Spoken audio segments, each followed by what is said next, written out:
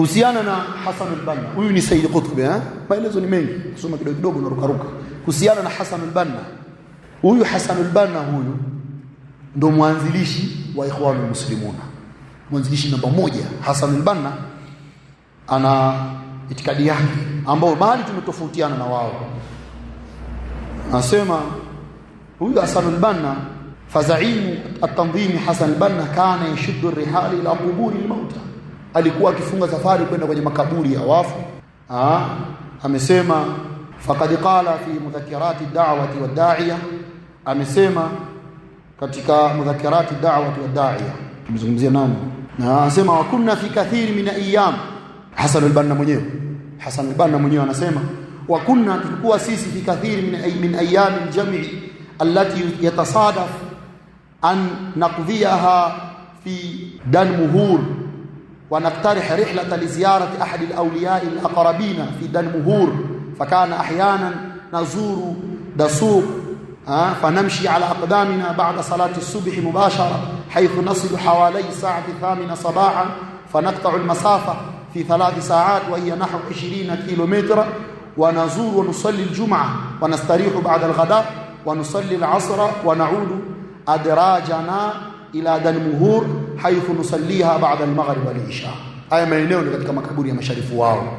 Anasema tulikuwa sisi katika masiku mengi tunakusanya, ambayo ayyama al-jam'i allati yatasadaf, ambayo siku za kukusanya, siku za Ijumaa mathalan na siku zingine zikikutana, siku hiyo tunazitumia kwenda Danmuhur kwenye makaburi ya mawali wao. Wanafunga safari na kwenda huko, anakwenda li ziyarati ahad al-awliya al-aqrabin fi Danmuhur. Ziara zenyewe ndio za kufanya tawafu katika makaburi. Umar al-Tilmisani naye ana maelezo, anasema, angalia maelezo ya Ikhwan Muslimun, anasema fala da'iya idhan bitashaddudi fi an-nakiri ala man ya'taqidu fi karamati al-awliya wal-lujuu ilayhim fi quburihim at-tahira wad-du'a fiha 'inda shada'id wa karamati al-awliya min adillati mu'jizati al-anbiya. Umar al-Tilmisani akiwaelezea Ikhwanul Muslimun itikadi yao, akasema hakuna hitajio la watu kuwa na tashaddudi, kukazia katika kuwakataza watu kuitakidi mambo ya karama ya watu wema na kuwaelekea al-lujuu ilayhi. Al-lujuu ni kuwakimbilia wakati wa matatizo wetu wema sharifu, kuwakimbilia wakati wa matatizo, fi quburihim, tena kwenye nini, makaburi yao. Hakuna jambo hilo ifai shirki, ifai, hakuna jambo hilo, hitajiki jambo hilo. Na kuomba hapo inda shadaid, wakati wa shida, kuomba kaburi la watu wema. Kwa hiyo sema hakuna haja ya kukemeana kwenye mambo haya. Kwa hiyo wenyewe hawaoni kukemeana, hiyo waoni kama shirki billah. Hakuna haja ya kukatazana mambo haya. Hawa ndio viongozi wakubwa wa Ikhwanul Muslimun. Hawa ndio viongozi wakubwa wa Ikhwanul Muslimun. Tena katika msingi mwingine, maelezo ni mengi hapa. Katika misingi ambayo tumetofautiana nao, al-aslu thani unaruka. Katika msingi ambao tumetofautiana nao, al-aslu thalith ukurasa 22. Katika msingi ambao tumetofautiana nao, farqu bainana wa baina al-ansar sunna, ambao ndo hao masururiyun Ikhwanul Muslimun, ndo hao. Tofauti baina yetu na wao, na msingi huu uko wazi kwa hawa Ansar Sunna wetu wa Tanzania. Hapa imeanza tangu huko. Hakuna ugomvi wa mali, ndugu zangu, baina ya masalafi na Ansar Sunna, sio mali wala vyeo. Haya ni kabla ya kina Salim Barehani, kabla pengine hata hawajazaliwa, au kama wamezaliwa bado watoto wadogo, kabla huko miaka huko. Na wanaozungumza hawa ni viongozi wao wakubwa. Katika msingi ambao tumetofautiana nao ni katika msingi wa al-imama, uongozi. Al-imam, utawala, namna ya kutaamali na al-imam, kiongozi. Hapa tumetofautiana nao. Anasema Sheikh wafaqahu Allah ta'ala, al-Ikhwanul Muslimun as-Sururiyun, katika sehemu hii tumetofautiana nao katika wajhi tatu. Kuna wajhi tatu ambazo tumetofautiana nao katika msingi huu. Wajhi wa kwanza, hawa masururia ambao ndo Ansaru Sunna, wao wanaona inafaa kufanya khuruji kwa waliul amr bil qawl, kwa kauli, hakuna ubaya. Yani anasema wal khuruju bil qawl, na kufanya khuruji kwa kauli huwa sani'u alladhina yuhassinuna lighayrihim alkhuruj ala hukam almuslimin, ni kile kitendo ambacho wanakipamba baadhi yao watu watoke wafanye khuruju kwa viongozi. Utakuta mashehe wale kazi yao wanakaa mimbar kuhamasisha watu, wenyewe hawatoki, hawabebi silaha, ila wanahamasisha watu. Kama wataki kuitikia jambo letu, maandamano, yeye yuko mimbari pale, hatoki kwenye maandamano. Hiyo ni al-khuruj bil qawl. Au mtu anaweka muhadhara, inafaa kumsema kiongozi hadharani, wenyewe wanaona safi, inafaa maadamu katiba yetu ya nchi inaruhusu, kama wanavyosema Ansarus Sunna Salim Barayani, maadamu katiba yetu ya nchi inaruhusu, hakuna shida sisi kugoma, kufanya maandamano, kumkosoa kiongozi hadharani kwenye mimbar, hakuna taabu jambo hilo. Hii ni khuruju bil qawl, hii ni khuruju bil qawl, ni ukhawariji huu. Ndio maana Sheikh Mukbil kwenye maneno yake anasema katika Ansarus Sunna sasa hivi wengi ni makhawariji. Nimekumbuka maneno ya Sheikh Mukbil, sema wengi ni makhawariji sasa hivi, wamekuwa wengi katika hao nimetoka makhawariji kwa fatwa kama hizi ambazo wanapeana. Anasema wala yubashiruna alqital, hawatoki kupambana, wayakunu dhalika bilwaqi'ati fi ulati umuri almuslimina, na wenyewe wanakuwa wanawasema vibaya viongozi wa Uislamu fi majalis al-amma wal khassa, katika vikao vya pamoja na vikao vya siri, wakiwa kwenye shura zao dini, utakuta wanawararua watawala, wanawasema vibaya. Wa hadha yuhayyiju an-nas wa yahuffuhum ala al-khuruj ala wali al-amr, لانه لا يمكن ان يكون خروج عملي الا وقد سبقه خروج باللسان والقول، وهذا الصنيع ينقص قدر الولاة عند الناس فالكلام فيه خروج. Anasema hii inahamasisha watu kutoka kwa kiongozi, kwa sababu haiwezekani watu waanze kutoka kwa mapambano ya vitendo isipokuwa wameanza kuhamasishwa. Hamasa ndio inatanguliaga kauli, kisha ndio inafuata vitendo. Hiyo ndio asili, kauli kisha vitendo. Kwa hiyo kuwazungumza viongozi ni kutoka kwenye taa yao, ni ukhawariji huo.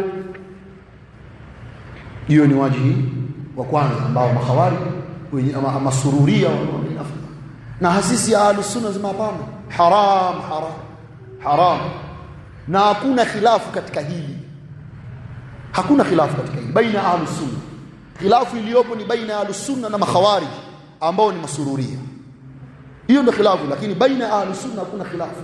Na haya yapo kwenye vitabu vya Ahlus Sunna vya aqida.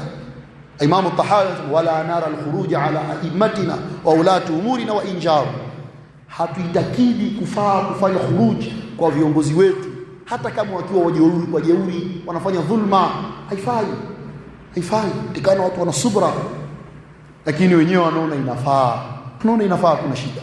Na wala naye ameweka wazi Salim Barayani kwenye kitabu chake, inafaa. Hawa masalafia jadida hawa wanazuia watu maandamano, wanazuia sijui sehemu kama hizi. Kijana wa Barayani nani Yasini Makumba anasemaje? Hao si Ansarus Sunna, ni masururiyun. Umeelewa? Ni ansaru dunya wal mal, sio Ansarus Sunna. Na pia wanafanya khuruj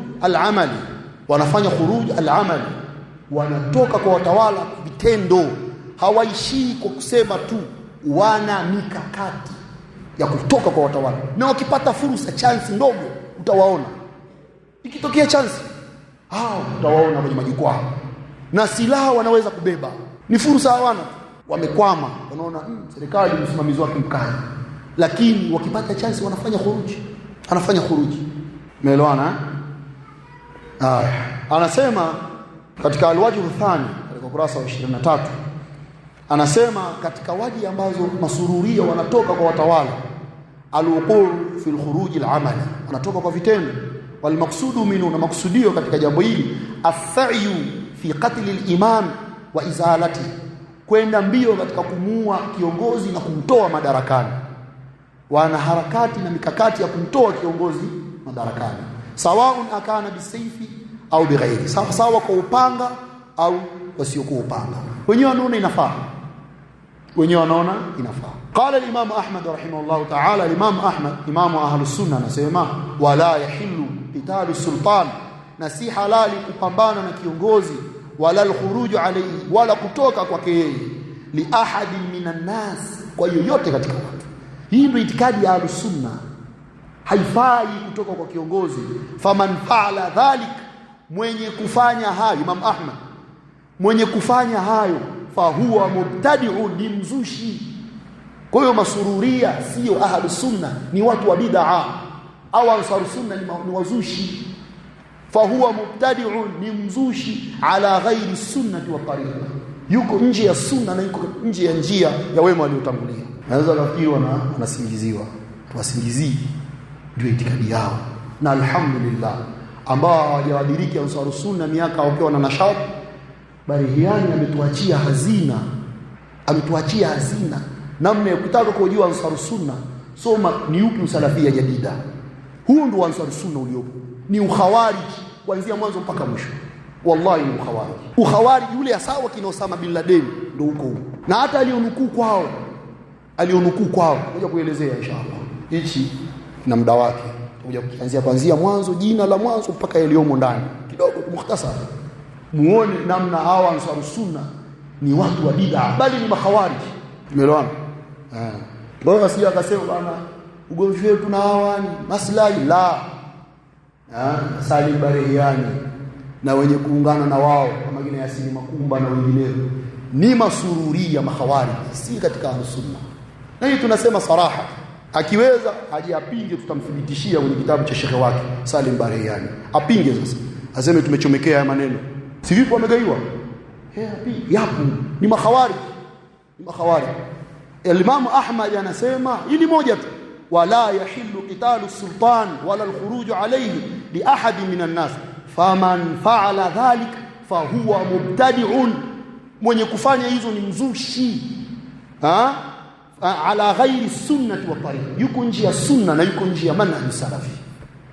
Al-Imam Ahmad ndo anasema maneno hayo, na maneno haya katika usulu sunna, na wanafunzi wanasomeshwa misikitini katika maraji za kisalafi, wanasomeshwa watoto na wanahifadhishwa maneno haya. Kwa talibu ilmu salafi akisoma maneno haya Imam Ahmad, akija akisoma usalafi ni upi usalafia jadida, mbona al-makhawariji pengine hata amjua hajawahi kumuona Salim Barihiani mubashara na hukumu kwa aliyoyaandika mwenyewe, ameyatoa yaliyomo kwenye nyoyo zao na itikadi zao kayaweka hapo.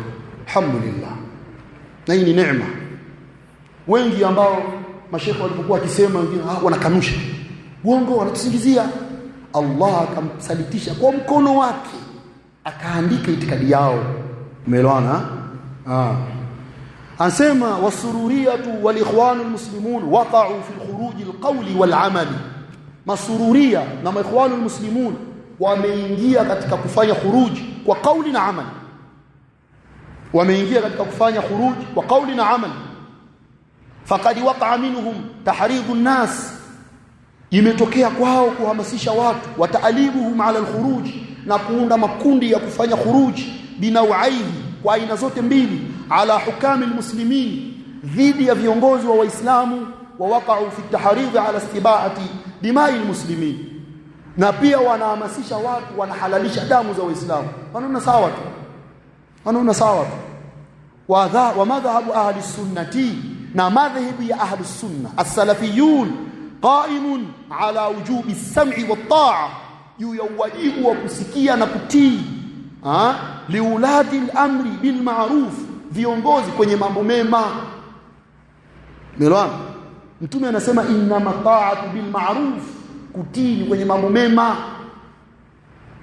Salim Barihiani kiongozi wa Ansarus Sunna Tanzania ndio mwenyekiti wa BASUTA, kwa maana namtaja. Ina maana nikitaja Barihiani, Makumba anaingia ndani, Muhammad Isa anaingia ndani, kina Jumapori wote, yule ndio mwenyekiti wao. Umenielewa? Yule ndio shekhe wao. Anaweka wazi, hii unajua mambo haya maandamano serikali pia inaruhusu. Kwani serikali inaruhusu vingapi ambavyo ni haramu katika Uislamu na kuvifanya? Serikali hairuhusu pombe, kwani ndio tufanye tunywe pombe? Unajua serikali imeruhusu bwana. La, Mtume anasema inna ta'atu bil ma'ruf, serikali imekuruhusu jambo ambalo ni haramu kwenye dini yako, usimtii kwenye hilo. Hili bana mmeruhusu, lakini ni haramu kwenye Uislamu. Basi kwenye pombe tumekubaliana, kwenye kamari na hivyo hivyo, kweli bana hii haramu hata kwenye dini yetu. Kwenye maandamano wasema hii tumeruhusiwa na serikali, na hali ya kuwa hata kwenye sheria ya dini ya Allah ni haramu. Kwa nini? Kwa sababu ndio itikadi yao, ndio masururia wenyewe, ndio itikadi zao. Na haya katika itikadi ya Ahlus-Sunna kuna hadithi nyingi, miongoni mwao hadithi ya Abdullah ibn Abbas. Mtume sallallahu alaihi wasallam anasema, man kariha min amirihi shay'an falyasbir, mwenye kuchukia kwa kiongozi chochote awe na subra, asubiri. Kuna kitu kinakukera vuta subra, usihamasishe watu vurugu, vuta subra. Mtume anasema fa inna, hakika, man kharaja min as-sultan, mwenye kutoka katika taa ya kiongozi, shibran, shibri moja, mata mitatan jahiliya, atakufa kifo cha kikafiri cha kijahiliya. Ni jambo lisilofaa, na hii ni itikadi yetu. Anasema wali annahu yatarattabu ala al-khuruj alayhi min al-fawda wal-fasad adhaaf ma yahsulu min al-jaw, kwa sababu yanafungamana pindi watu wanapofanya khuruji, madhara yake ni makubwa. Bora mngevuta subira kwenye ujeuri wake. Angalieni watu wa Libya walivomtoa Muammar Gaddafi, melwa walimtoa mjeuri, afai hawa, na walioshiriki ni Ikhwanul Muslimun walimtoa, wakisaidiwa na Mfaransa. Ni Ikhwanul Muslimun walimuua. Leo wanajuta kumuua kiongozi wao, wanatamani angebaki vile vile na ujeuri wake. Ahlus Sunna wanasema jamani, vumilieni, subirini. Melwana ujeuri wa kiongozi, huu ni bora kuliko madhara yatakayokuja kupatikana baada ya kumtoa huyu. Tubakini hapa. Alafu pia kiongozi akiwa jeuri ni adhabu kwa watu, adhabu ya Allah iondolewi kwa maandamano. Melwana, baadhi ya maulama wa salaf, watu walipokuja kushtakia watawala wao, wakasema hii ni adhabu ya Allah. Allah anasema wakadhalika nuwalli ba'dha adh-dhalimina ba'dhan bima kanu yaksibun, tunawatawalisha madhalimu juu yao baadhi kwa baadhi. Kwa hiyo ukiona kiongozi wenu mjeuri, jua na nyinyi pia ni waovu, tubieni kwa Allah, Allah atawabadilishia, atawapa kiongozi mzuri. Masururia njia yao kutoka. Sikilizeni sasa itikadi yao katika ushahidi kwamba masururia, Ikhwanul Muslimun, wanaruhusu kufanya mapinduzi kwa watawala. Nikisema masururia na kusudia Ansarus Sunna, al-Qutubiyya na wengine, wanaruhusu kufanya mapinduzi na kuhamasisha maandamano. Ni kile walichokifanya katika yale mapinduzi yanaitwa Ar-Rabi'ul Arabi. Kuna kitu kinaitwa Ar-Rabi'ul Arabi, fukuto la nchi za Waarabu kuanzia mwaka 2010 hivi kuja. Kuna kipindi mapinduzi Misri, Yaman, mavurugu juzi tuko hivi na umri. Mapinduzi katika nchi za Waarabu yale yaliongozwa na Ikhwanul Muslimun. Wakafanya mapinduzi Libya, wakataka kufanya mapinduzi Masr, walijaribu miaka hiyo wakashindwa, wakamuua waziri mkuu, wakafukuzwa. Wakarudia tena, wakaenda kufanya mapinduzi Yaman, wakamtoa Ali Abdullah Saleh. Leo Yaman yapakaliki, Ahlus-Sunna wanauawa, Mashia Marafidh ndio wameshika nchi, lakini walioshiriki kumtoa kiongozi Muislamu ni Ikhwanul Muslimun. Leo wanatawala kina Abdul Malik al-Houthi baadhi ya maeneo makubwa wa Yaman, na wanasaitara katika mji wa Yaman. Ni nani aliyowakaribisha? Ni Ikhwanul Muslimun. Sudan wamemtoa Omar Bashir, nani? Ikhwanul Muslimun. Angalia wa Sudan leo wanavyoteseka, majenerali wawili wanashindana nani achukue nchi, vita, wanaeuliwa ni Waislamu. Ni nani wamefanya hivyo? Ikhwanul Muslimun. Inaitwa Ar-Rabi'ul Arabi, fukuto katika mapinduzi katika nchi za Waarabu. Wakataka jambo hili walipenyeze katika nchi za Ahlus Sunna, wakashindwa kwa sababu ya udhibiti wa watawala katika nchi hii, wakashindwa. Zamani mwaka 91, 92, 93 walipambana kutaka kufanya mapinduzi Mamlakatul Arabia Saudia, wakashindwa. Ndo chanzo walipoamrishwa kuhusiana na sam'u wa taa, wakawaita maulama wa Ahlus Sunna ni jamia, na wakawaita ni madakhila na salafia jadida. Ndio jina lilipozalika baada ya kuambiwa msifanye mapinduzi kwa kiongozi wa Kiislamu. Wakasema nyinyi ni masalafia jadida, nyinyi ni majamia, nyinyi ni madakhila. Ndio sababu ya jina hilo, nayo ameyataja Bariani mwenyewe kwenye kitabu chake, japo ameongea uongo mwingi miaka ya vita vya Khaliji. miaka 92 93 ndio alipoanza kukemewa. Ndio Muhammad Surur alipotoa makucha yake. Sasa watu kaambia kumbe ndio huyu. Baada walivyoshindwa wakahama nchi, wengine wakafungwa. Baadhi ya mashehe ambao Salim Bareana na wategemea wako jela kwa ukhawariji, wako jela kama hivyo walivyo Tanzania kina Abu Ismaili, kina nani, baadhi ya mashehe wao wako jela kwa tuhuma za ukhawariji. Umeelewana? Hao ndio Ansar Sunna. Na hii ni tofauti baina yetu na wao. Hivi mnanielewa vizuri? Katika ushahidi Hasan al-Banna anasema Hasan al-Banna katika kitabu Majmu'atu Rasail Hasan al-Banna anasema hivi chini hapo, anasema nahnu harbun ala kulli za'imin au ra'isin au hay'a la tastajibu li da'watina, sisi tutapambana na kila kiongozi au rais yoyote ambaye haitikii, hataki dawa yetu, tutapambana naye. Hasan al-Banna huyo, tutapambana naye. Wa sanulinuha khusuma, na tutamtangazia vita la silma fiha wala hawada, ambayo hakuna amani ndani yake, hakuna silma, yani kusalimisha ndani yake, wala utulivu. Hatta yaftaha Allahu bainana wa baina qaumina bilhaq, mpaka Allah hukumu baina yetu na wao. Kwa hiyo hii ndio itikadi yao, kupambana na watawala, na amesema sisi tutapambana na kiongozi. Kwa hiyo ukikataa kukubali kuwa Ansar Sunna, watatangaza vita na wewe. Sio vita ya hujja na bayani, la, vita ya kuuana. Utauawa. Umar al-Tilmisani akimuelezea Hasan al-Banna mwaka 1952 anasema inna Hasan al-Banna bisufiyatihi, Hasan al-Banna kwa usufi wake, huwa sani'u inqilab 1952, ndio aliyofanya mapinduzi mwaka 1952, inqilab ala al-Malik al-Faruq, ifanya mapinduzi miaka hiyo huyu Hasan al-Banna. Kwa hiyo majaribio ya mapinduzi wameyafanya sana, sehemu zingine wamefanikiwa, sehemu zingine wamekwama. Umeelewa? Hawa ndio al-Ikhwanul Muslimun. Na Ikhwanul Muslimun pia hawa Sururia katika aina wajhi ya tatu ambayo wanafanya khuruji kwa waliul amr. Yara al-Ikhwanul Muslimun anna al-bay'ata lil-murshid wa laysa lil-imam. Ikhwanul Muslimun wanaitakidi bai'a, kiapo cha utii, ni kwa kiongozi wao, sio kwa rais. Kiapo cha utii ni kwa kiongozi wao, sio kwa rais wa nchi. Wanakula bai'a ile ambayo inatakikana tule bai'a kwa kiongozi wa nchi. Haifai kula bai'a isipokuwa kwa waliul amr, imamu muslimin. Wenyewe wana viongozi wao ambao ndio watawala wa mambo yao, kuna bai'a.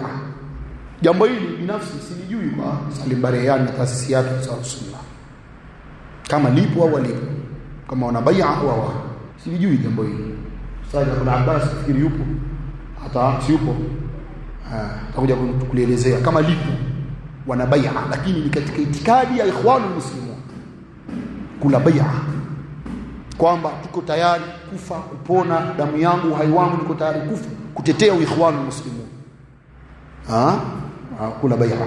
Akaelezea, amenukuu Mahmud Abdul Halim katika kitabu Al-Ikhwanul Muslimun baina al-ibtida'i ad-dini wal-iflas as-siyasi, anasema uahidu Allah al-ali al-azim ala at-tamassuk bi da'wati al-ikhwan al-muslimin. Angalia bai'a yao, bai'a yao, uahidu Allah, ninamwahidi Allah al-ali al-azim ala at-tamassuk bi da'wati al-ikhwan al-muslimin, kushikamana na da'wa ya ikhwan al-muslimin, wal jihadu fi sabiliha, na kupigana jihadi katika njia ya ikhwan al-muslimin, sio fi sabilillah, fi sabiliha, katika njia hii, wal qiyam bi sharaiti adawiyatiha, na kusimama kutekeleza masharti ya viongozi wa kundi hili, wa thiqatu tamma bi qiyadatiha, na kuwaamini viongozi wake, wa sam'u wa ta'a, na kuwa na sam'u wa ta'a fil manshat wal makrah, katika uchangamfu na katika karaha. Wa uksimu billahi alazim ala dhalik, ninamwapia Allah juu ya hilo. Wa ubai'u alayhi, na ninakula bai'a katika hilo. Wallahu ala ma aqulu wakil. Hii ndio bai'a yao. Kwa hiyo sio ahlus sunna, ni watu wengine kabisa, ni watu wengine kabisa hawa al-Ikhwanul Muslimun. Na kuna bai'a ambayo alikula Zainab al-Ghazali. Zainab al-Ghazali alichukua bai'a kwa Hasan al-Banna, Zainab al-Ghazali alichukua bai'a kwa Hassan al-Banna. Alichukua bai'a kwa Hassan al-Banna. Zainab al-Ghazali kuna kitabu chake fulani hivi kinaitwa Ayyamun fi Hayati, mateso katika maisha yangu au damu katika maisha yangu. Kimetafsiriwa na IPC, Islamic Propagation Center. Ndio maana nilisema IPC pia ni Ikhwanul Muslimun. Wametafsiri hichi kitabu. Wallahi ukisoma hichi kitabu unaingia kwenye siasa na Lissu na wengine. Namna anavyohamasisha watu kupambana na viongozi mwanzo mpaka mwisho. Na anaweka wazi viongozi wa Saudia, watu wote makafiri, sio waislamu kwenye hicho kitabu. Kimefanywa tarjuma kwa Kiswahili na Islamic Propagation Center. Ambao ni Ansarus Sunna pia. Ni katika Ansarus Sunna wamekifanyia tafsiri kitabu hiki ambacho kina balaa. Binafsi nimekisoma kwa Kiswahili kitabu hicho. Nikashangaa, nikashtuka, nikaambiwa vipo hivi shehe, maktaba za shule za Islamic zipo vitabu hivi vimejaa. Akasema inna lillahi wa inna ilaihi raji'un. Hivi ndivyo alivyo Ansarus Sunna. Hivyo ndivyo alivyo Ansarus Sunna.